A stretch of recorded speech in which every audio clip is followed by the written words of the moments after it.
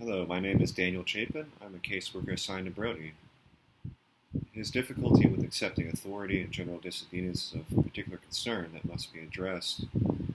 High school and adolescence are challenging times of development, defining point, stability of one's identity. It is important to recognize the severity of Brody's behavior. At the age of 15, Brody is preparing to interact independently with the world. His misconduct may make economic, legal, and social conditions very difficult to navigate, if not impossible. It is important to also recognize that mental illness can progress and advance without treatment into something far worse than disobedience. Conduct disorder is an initial diagnosis that can be made for Brody, though we need to investigate further and really conduct a thorough analysis of his conditions. The risk that conduct disorder may develop into substance abuse, gambling addiction, mood disorders, depressive disorders, personality disorders, and health problems associated is of very serious concern if he does not receive treatment. What's very important also for Brody and for his family and friends to understand is that this is going to be a difficult time for him. He's really going to drive and draw on that support.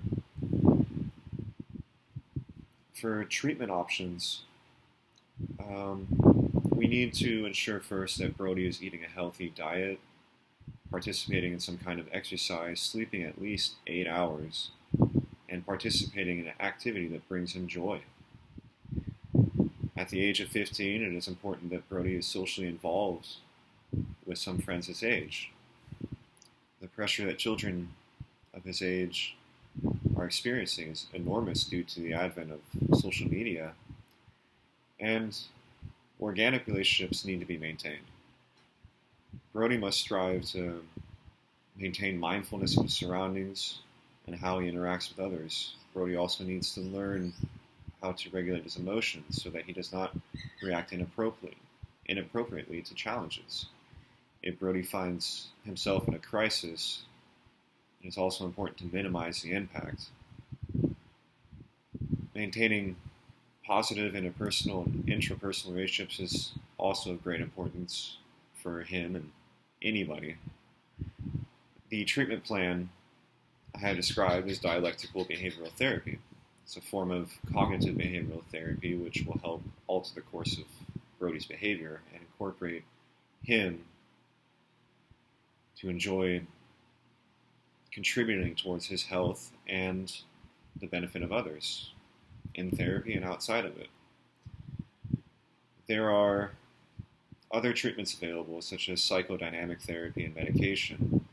Psychodynamic therapy can be very constructive if there's a large amount of trauma that he went through, or there's also maybe narcissism that needs to be worked through as well.